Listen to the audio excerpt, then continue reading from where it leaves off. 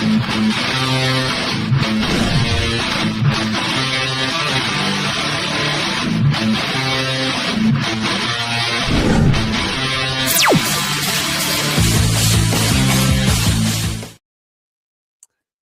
guys, welcome back to CraterMania. I'm your host, the man they call Crater, and I'm back after 2 weeks now. I took a hiatus of 2 weeks, just taking a little break from the channel, uh, doing a few things I need to do with stuff with family and just stuff around the house, and just catch up on some other things outside of movies. Just been watching. Well, this is not really a thing that I just did like to take a break from because this is something I do consistently and have for the past like 30 some years, 35 years or whatever. But I watched a lot of wrestling. They just caught up on some other stuff, like some YouTubers out there that I haven't got a chance to watch as much as I'd like to because I've been focusing on my channel. I've been watching some Evil Dead chick, my friend Dana's stuff, Dead Pit, just some other stuff, even just like finding some new YouTubers, just that I don't normally watch, but just some stuff that I've been watching with my wife Candace. Um, she watches a lot of these like food challenge people on YouTube, and I've been watching those with her. And some of the stuff that the food challenges, they go to these restaurants and do these food challenges and stuff. It looks some of the food looks really really good. So it's probably like a good thing that I don't watch that stuff all the time because I would probably just be really really hungry all the time if I watched that stuff consistently. Um, but anyway, yeah, so it's been, a really good past 2 weeks. Like I said, just, watching wrestling, just doing other stuff with my family and all that stuff. Just taking a break from the movies. But, I have been watching some movies here and there just to kind of like, prepare as, coming back to the channel to talk about them. And one of them being, for tonight, that I'm going to be talking about because today is Memorial Day. And, first of all, I want to say I hope all you guys watching had a great Memorial Day and a Memorial Day weekend. Um, all I did this past week was like just a lot of work around the house, cut the grass, planted some flowers and stuff for my wife out in the yard. Just did a lot of like we've been kind of remodeling here in the house here lately. So we've been trying to get some stuff out of the house that we don't need in the house anymore. So we've been taking that out to like the storage and just just been a lot of work the past few days. But I had a 3-day weekend because I was off work today. Unfortunately, I have to go back tomorrow morning and I have to do a mandatory overtime shift. So I'm working 10 hours tomorrow, starting at 8:45 in the morning. So I'm really dreading that. But one thing I was not dreading was coming back here and just doing these videos for you guys again in the 500 movies in 2025 series. Such a great way to come back and doing this Memorial Day special, I think. Um, and This will be number 208 in the 500 movies in 2025 series, by the way. The movie that I'm going to be talking about, so this is it's just going to be one movie I'm going to be talking about tonight from Memorial Day special. And I know that's a lot shorter than what the streams I usually do. Um, but I just wanted to do this really quick tonight, and then um, but before I get into that, I guess I could tell you what's coming up for the rest of this week. So on Thursday, I will be doing another stream on some other movies. So this will be like a themed week outside of today's Memorial Day special, of course. But for Thursday and Sunday of this week, so you'll have part one and part two of a series I'm calling Horror Movie Legends. And so for the first like you know doing this series, like so the first people that I chose, well, let me start by saying today is also not only is it Memorial Day, this is Peter Cushing's birthday. And tomorrow is Vincent Price and Christopher Lee's birthday. So I thought because, this is their birthday week for those three horror movie legends, they would be the perfect choice to talk about for this first rendition of horror movie legends I'm going to be doing. Um, so Thursday you can count on me talking about some Peter Cushing, Christopher Lee, and Vincent Price movies that they shared roles together in movies. And then I'm going to be doing a part two of talking about those about movies from those same guys' filmography as well.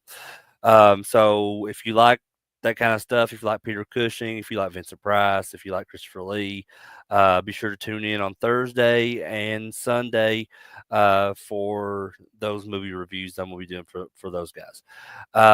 But back to tonight. So since it's Memorial Day special, I was trying to think of a movie that I could watch for Memorial Day, and for some reason, like Starship Troopers kept coming to mind.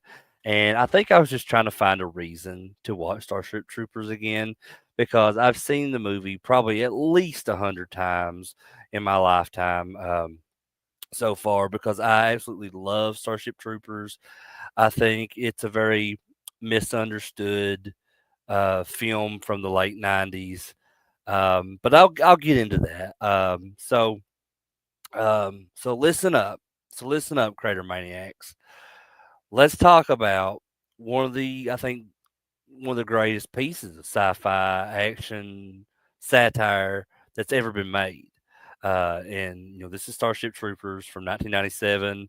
Um, and look, I know what a lot of critics said back in '97 or whatever. Like it was fascist propaganda, a brainless action movie, bad acting, whatever. You know, to them, I say they miss the fucking point entirely of this movie. Because to me, Starship Troopers is brilliant. I just think it's this really brilliant. It's this multi-layered masterpiece. Yes, I'll go as far to say that Starship Troopers is a sci-fi masterpiece.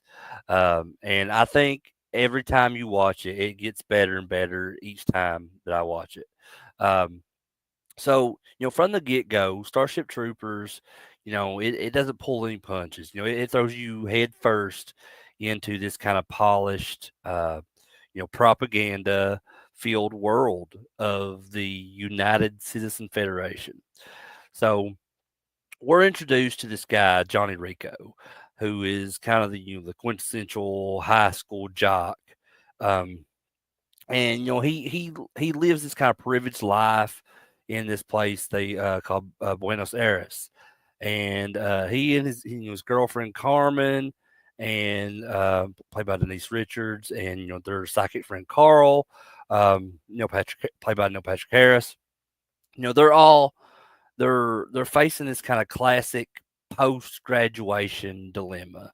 What's next? The answer is presented with this kind of subtle charm of you know like a sledgehammer wrapped in an American flag is federal service. So the film establishes these rules, of this world immediately.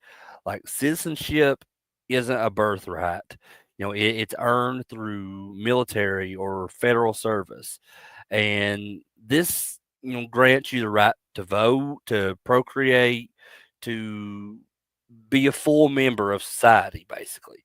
And it's a really a chilling concept, kind of presented with this, this bright and shiny recruitment ad aesthetics. This is and the director of this movie, Paul Verhoeven, this is peak entertainment, when it comes to his films. Because he takes these extreme social and political ideas and presents them, you know, um, within this kind of high octane genre framework. So, Johnny Rico, played by Casper Van Dien, and just I'll get into that just a little bit about like how well of a job that he does, as especially as a kind of a newcomer to Hollywood, just how well he played Johnny Rico. But so Rico, he enlists in the mobile infantry to follow his girlfriend Carmen, who wants to be a pilot, and their friend Carl goes to military intelligence, and this other girl that's in their friend group named Dizzy. Um, she secretly loves Johnny Rico, and so she follows him into the infantry. And their whole like they're kind of like naive, very naive, and they have this like childlike enthusiasm for signing up is, and I think that's the first clue that something isn't quite right in this idyllic future. Um, this isn't like gritty realism. It's a world built on pure, unadulterated, aesthetically pleasing, uh, like just like a tyranny, like authoritarianism. You know what I mean? And it's hard for me to say that word, authoritarianism. There you go. So anyway, the film then kind of takes us through this basic training under this the I think was he's iconic. This which is played by Sergeant Zim is played by Clancy Brown. I just think it's icon. This role is iconic for him. It's absolutely perfect. I love Clancy Brown, especially in Pet Cemetery 2, and the Highlander and Mr. Krabs on SpongeBob. Um, but anyway, this whole sequence, like when we're introduced to them, is it's brutal, but also kind of darkly hilarious, because it strips away, the characters' kind of civilian pretensions and just forges them into soldiers. And Rico, he makes mistakes, he suffers consequences, you know, uh, especially like the whipping scene. It's brutal, but and he learns these harsh realities of military life.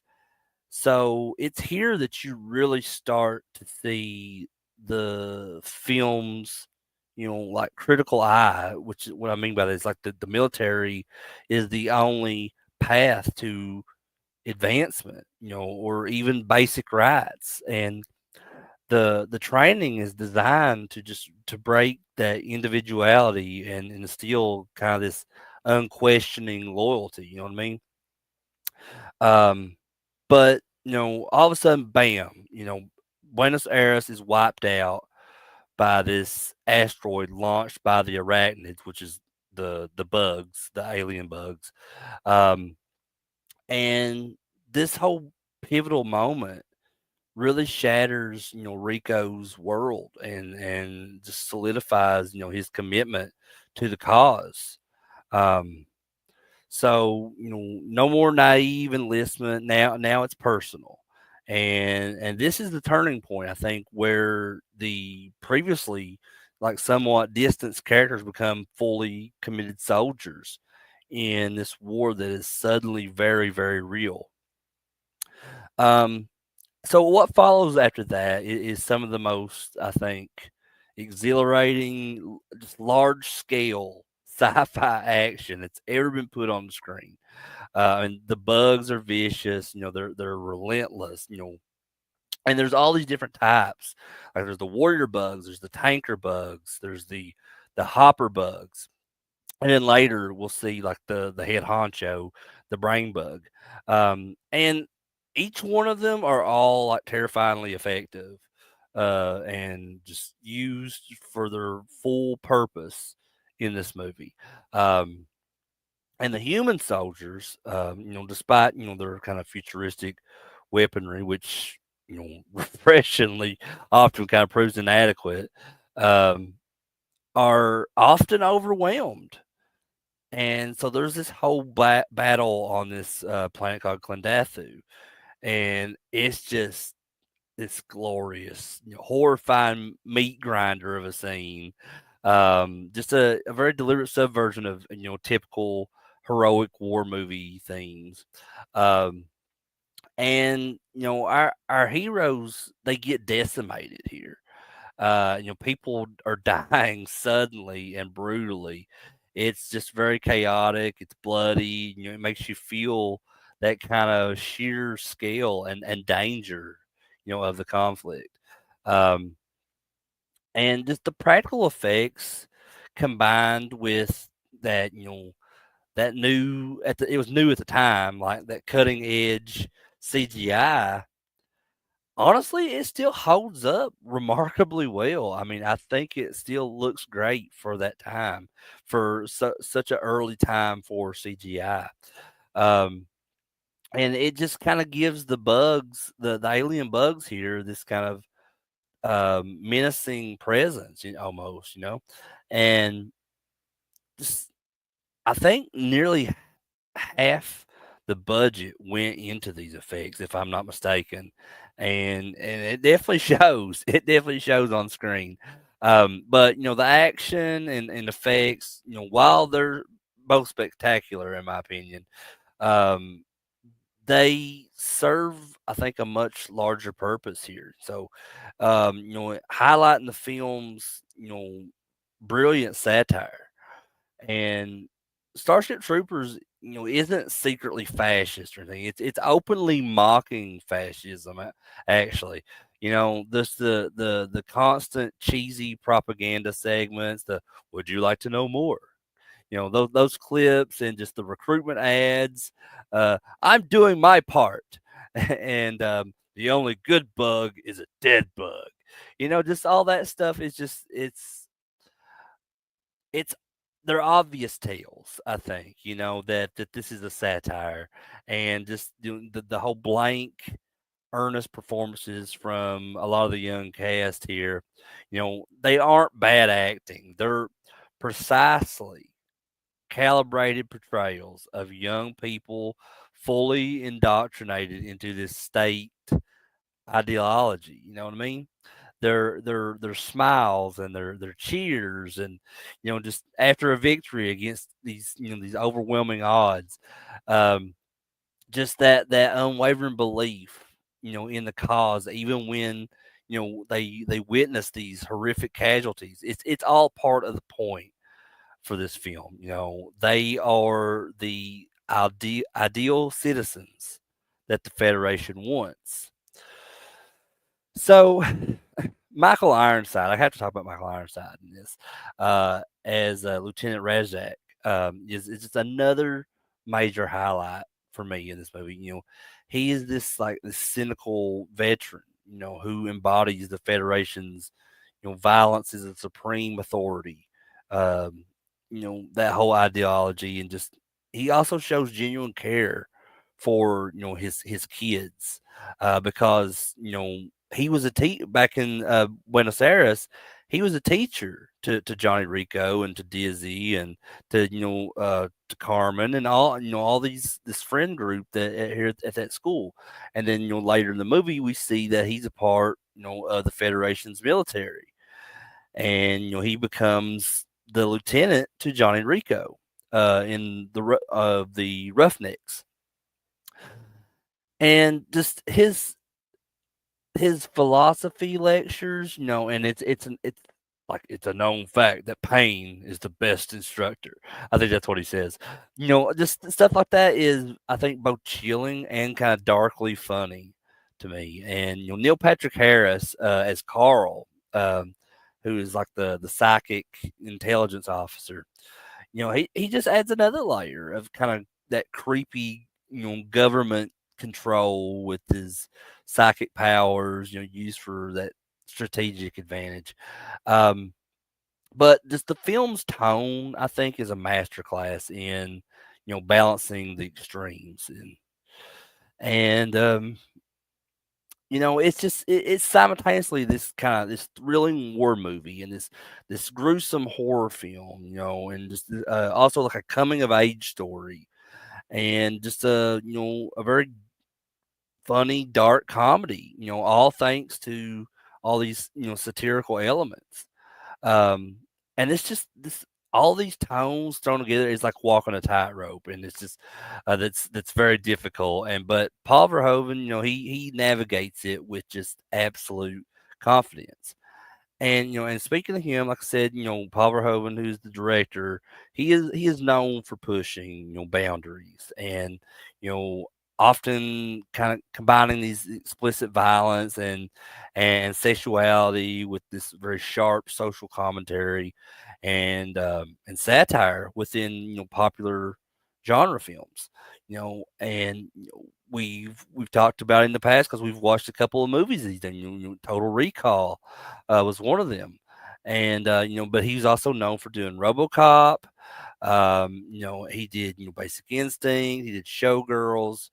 And but his kind of signature style really involves presenting these extreme, almost cartoonish violence and these like society flaws. Without judgment on the surface, and just allowing the audience to feel that kind of inherent absurdity and horror. um I think he enjoys subverting genre expectations and just injecting intellectual critique into what could otherwise be like these just simple, like, what you call popcorn flicks. And Starship Troopers is arguably, I think, his most explicit and successful example of this approach, in my opinion. Just taking this kind of seemingly straightforward action premise and just kind of using it as this like Trojan horse, if you will, for that kind of brutal political commentary. Um, and initially, as um, the provided text states, Starship Troopers faced critical, backlash and underperformed at the box office, relative to its cost. Um, and a lot of people out there, critics, reviewers, whatever, I think they really misunderstood this film, and they missed that whole satire tone. Just interpreting the film's portrayal of the Federation and its war as this kind of endorsement rather than a critique. Um, the graphic violence in the film was I think was off putting to a lot of mainstream viewers, and just the almost kind of wooden performances of the young cast were seen as a weakness rather than this like deliberate stylistic choice. Um, and years ago when I was watching this, like, I'm not gonna lie, I mean, I felt the same way in that some of those critics did, like, because I would looked at it as like bad acting from all these young up and coming actors. But as I've gotten older and I've watched the movie more and more, I feel like that was the whole point was to purposely have them act that way, because this was just seen as this huge satire. And it was kind of like a fuck you to fascism instead of something that was endorsing fascism. You know what I mean? Um, but however, this has been time has been incredibly kind to Starship Troopers. I think its legacy is now firmly cemented as a cult classic. And I think a lot of people realize in this day and age that it was definitely a satire. Um, and just the satire thing with this, it landed, you know, perfectly, I think, because as cultural understanding of irony and media, would evolve over time. I think more and more viewers, you know, um, began to see the film for what it was. This brilliant, unsubtle takedown of just military industrial complexes, and state propaganda and just that kind of blind patriotism, uh, you know, and the whole "Would you like to know more?" segments, became they became really good examples of just that kind of blatant in-universe media manipulation. People realized that just these clean-cut characters, and enthusiasm, it wasn't heroic. It was just very robotic almost, and the film doesn't subtly suggest, the Federation is bad. It screams it through every design choice and dialogue line and news report. And this whole blatantness, I think initially was misunderstood, but it's now celebrated. Like I said, this is a cult classic now, and it has a huge fan base. These not long ago, I think it was like C2E2 or whatever it's called. It's in Chicago. They just had this huge Starship Troopers reunion at that convention with Casper Van Dien and Denise Richards and Michael Ironside. And Seth Gilliam was a part of it because he's in the film, which he would go on later be known for The Walking Dead. And um, I can't think of the chick's name that played Dizzy, but she was at that reunion as well. Um, but yeah, and I would have loved to attend to that. And I seen pictures and stuff online. It looks super cool. But yeah, like I said, it's a it's a really huge sci-fi cult classic now. It's celebrated by so many fans that totally get what Paul Verhoeven was going for back then. That a lot of critics kind of misunderstood. So yeah, I'm glad to see that, that this movie is becoming more and more known amongst fans.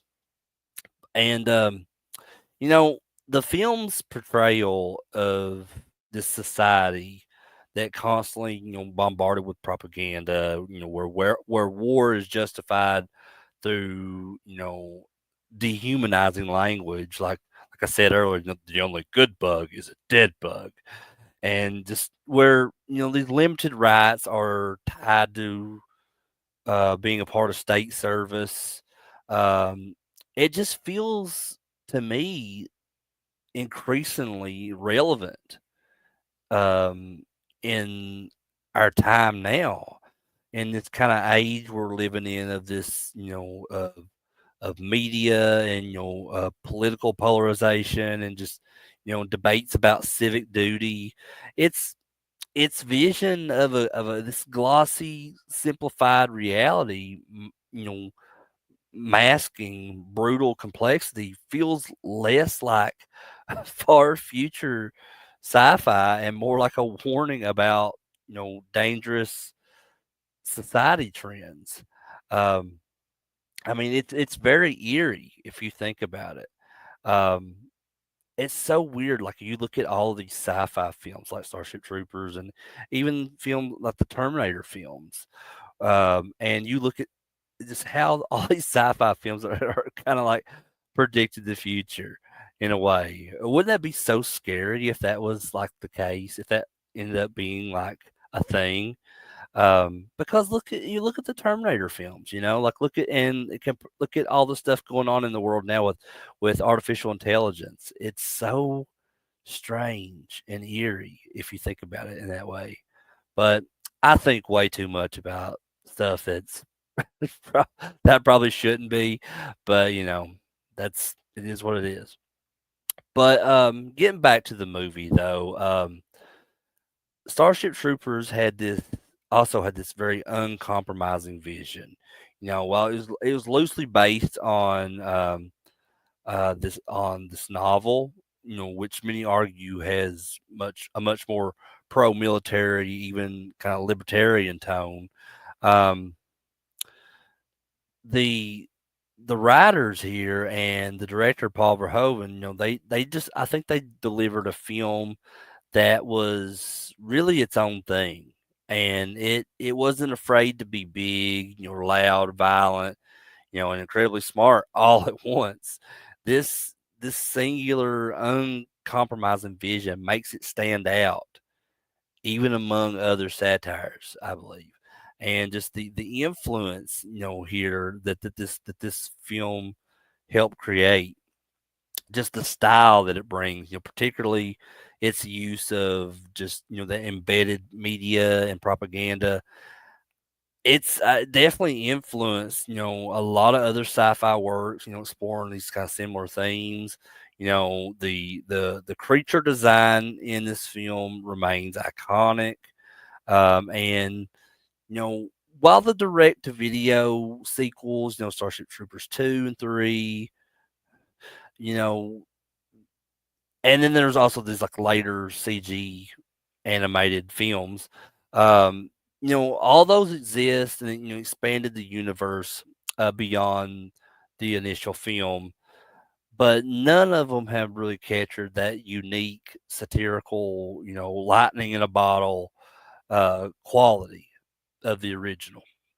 And the sequels and the animated films and all that, they mostly lean into the action horror, genre without that same sharp, political commentary. And I think that just further highlights how special that the original film from '97 is. Um, but I guess in conclusion here, so like I said, I was going to keep this short, guys. Um, Starship Troopers is a film that I adore. That I love this movie so much because it refuses to be simple. You know what I mean? It's um, it's just this magnificent monster movie that uses its carnage to make you think. It's a sharp, hilarious satire disguised as this blockbuster movie. And I think it had the guts, to be misunderstood, to provoke, to deliver, this amazing action alongside this kind of profound commentary on the dangers of, unquestioning authority. So it's a smart movie. It's a funny movie. It's gory. It's just absolutely essential viewing. I feel for any sci-fi fan who appreciates a movie with brains and guts. Um, I feel like it was ahead of its time. It unfortunately was a critical failure, but over time it's become this beloved cult classic, and I think its legacy as this kind of powerful satire is just absolutely earned. So yeah, I mean, this is the easy 5 stars for me. I love Starship Troopers, and I would love to hear from other fans out there of Starship Troopers. Do you agree with me? Do you disagree with me? How do you feel about the movie? Where does it sit on your ranking of sci-fi movies? Let me know in the comments for sure. Um, but like I said, guys, this was going to be short. I was just going to do this one movie for Memorial Day. I hope you guys had a fantastic Memorial Day and Memorial Day weekend. I hope you guys have a wonderful rest of your week. Please, again, just to remind you guys, on Thursday, I am doing part one of my horror movie legends series, where I'm going to be talking about some Vincent Price, Christopher Lee, and Peter Cushing movies, because today is Peter Cushing's birthday. Happy birthday, Peter Cushing. Um, Tomorrow will be Vincent Price and Christopher Lee's birthday. So just celebrating those guys this week. On Thursday and Sunday, I'll be talking on both of those days about those guys' movies that I've chosen to talk about. So hope you guys can join me for that. I really enjoyed talking about Starship Troopers with you guys tonight. I hope you enjoyed it as much as I did putting it together for you guys. I just, for anyone watching, whether it be live or whether it be on the replay, whatever, I just appreciate all of you guys for checking this out. Um, so again, like I said, going back to what I was saying before, if drop me a comment below on what you think about Starship Troopers. Do you like the movie? Do you not like the movie? Just let me know what your thoughts are on Starship Troopers. And as always, if you like this video, please give it a thumbs up. I'd really appreciate that. That would help me out a lot. And if you're new to the channel, please hit that subscribe button. To catch more videos from me like this one. I have tons of other videos that I've done in the past for you guys to check out if you're new to the channel. So I'd appreciate if you guys could check those out as well. And just stick with me on the rest of this journey throughout the year as I watch 500 movies in 2025. And as always, click the bell for any future notifications. So, yeah, that will be helpful as well, guys. But with all that said, I'm Crater. This is CraterMania. I love you guys. And have a good night.